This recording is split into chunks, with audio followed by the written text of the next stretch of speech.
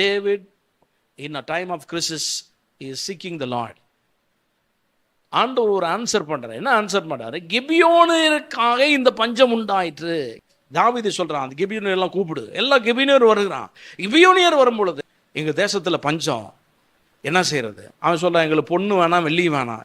கிபியோனியருக்காக அந்த உடன்படிக்கை நிமித்தமாக 7 பேரை அவங்கள கொன்ன பிறகு கர்த்தர் ஆன்சர் பண்ணிட்டார்.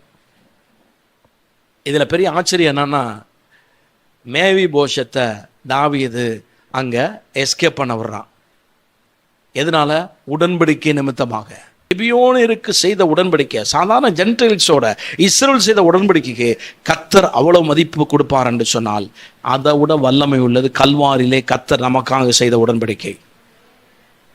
அந்த கல்வாரியின் இரத்தத்தின் மூலமாக கர்த்தர் நம்மோடு உடன்படிக்கை பண்ணியிருப்பார் என்று சொன்னால், அந்த உடன்படிக்கையை ஒவ்வொரு நாளும் நாம் கனப்படுத்தணும்.